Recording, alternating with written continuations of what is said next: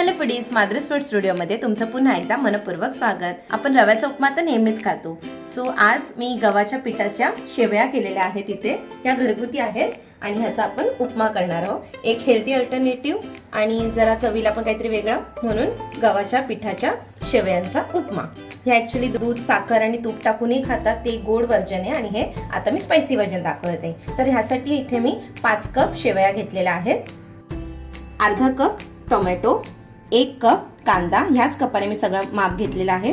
एवढी कोथिंबीर, 1 कढीपत्त्याची स्ट्रिप, अर्धा लिंबू, 6 बारीक चिरलेल्या मिरच्या, तुम्हाला जशा पाहिजे तशा तुम्ही चिरा आणि ते 1 टेबलस्पून जिरं. आता जशी पाण्याला उकळी येईल तशी आपण ह्या शेवया याच्यामध्ये टाकून बॉईल करून घेणार आहोत. आता इथे पाण्याला चांगली उकळी आलेली आहे. आता आपण ह्याच्यामध्ये या शेवया टाकत आहोत.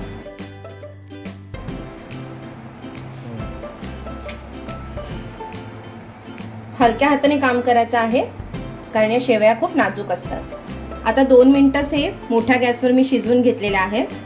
या शिजल्या की हलक्याशा पारदर्शक होतात आणि आपण नंतरही याला उपमा करताना थोडं शिजणारच आहोत. आता 2 मिनिटांनी गॅस बंद करत आहोत आणि या शेवयाचं पाणी आपण आता काढून घेत आहोत आणि 1 ग्लास थंड पाणी वरून टाकत आहोत. आणि 1 ग्लास थंड पाणी आपण वरून ह्याच्यासाठी टाकले आहे कारण ह्याची शिजण्याची प्रक्रिया बंद व्हावी आणि हा जास्त चिकट होऊ नये म्हणून आता आपण ह्याच्यामध्ये 1 चमचा तेलही टाकत आहोत.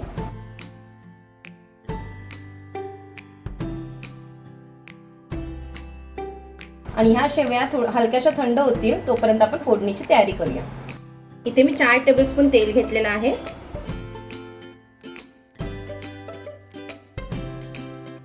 तेल चांगलं गरम झालेलं आहे. आता 1 टेबलस्पून जिरा,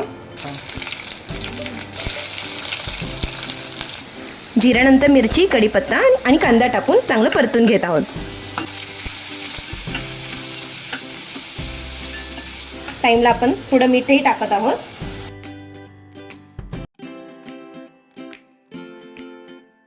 इथे मी 1.5 चमचा मीठ टाकत आहे. त्याने ह्या स्टेजला मीठ टाकल्याने कांदाही लवकर परतला जातो आणि शेवयामध्येही मीठ थोडं कमी आहे म्हणून मी 1.5 चमचा टाकला आहे. तुम्ही चवीनुसार टाकू शकता. थोडा गुलाबी झाल्यानंतर आपण ह्याच्यामध्ये टोमॅटो ॲड करूया. कांदा गुलाबी झालेला आहे. आता टोमॅटो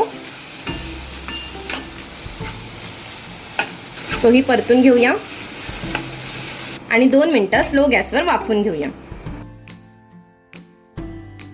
आता टोमॅटोही शिजलेला आहे. आता ह्याच्यामध्ये शेवया टाकत आहोत.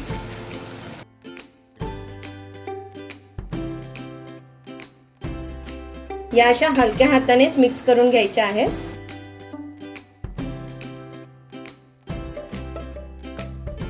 दोन मिनिटं आपण ह्या अशाच परतून घेऊया हलक्या हाताने, ओपन मध्येच. आणि सगळ्यात शेवटी आपण कोथिंबीर टाकणार आहोत कारण कोथिंबीर चिरून ठेवली तर ती काळी पडते आणि हिरवी हिरवी कोथिंबीर दिसायलाही खूप छान दिसते. आणि गॅस चालू असताना कधीही लिंबू पिळू नये, ही महत्त्वाची टिप आहे कारण लिंबाच्या रसला हीट लागली तर जीवनसत्व नष्ट होतात. म्हणून कधीही उपमा झाल्यानंतर किंवा भात झाल्यानंतर गॅस बंद करून वरून लिंबू पिळावे. सो आपण ह्या दोन्ही गोष्टी शेवटी करणार आहोत जेव्हा आपण गॅस बंद करणार आहोत. आता गॅस बंद केलेला आहे आणि आपण आता कोथिंबीर आणि लिंबाचा रस वरून टाकत आहोत. आणि आता आपला गरमागरम उपमा रेडी झालेला आहे. मी याच्यावर थोडीशी कोथिंबीर टाकलेली आहे शेवटी. गॅस बंद करून आणि हा लिंबाचा रस, अर्धा लिंबाचा रस, आणि आता हलक्या हाताने मिक्स करून आपला गरमागरम उपमा खाण्यासाठी रेडी. लहानांपासून मोठ्यापासून म्हाताऱ्या लोकांनाही हे खाऊ शकतात कारण या शेवया खूप सॉफ्ट असतात आणि त्यांना नूडल्स वगैरे आवडत नाही. तर हा परफेक्ट अल्टरनेटिव्ह आहे. तुम्हाला हा उपमा कसा वाटला ते आम्हाला नक्की कळवा आणि प्लीज आमच्या चॅनलला सबस्क्राईब करायला विसरू नका आणि हा जास्तीत जास्त लोकांपर्यंत शेअर करा. Thank you for watching.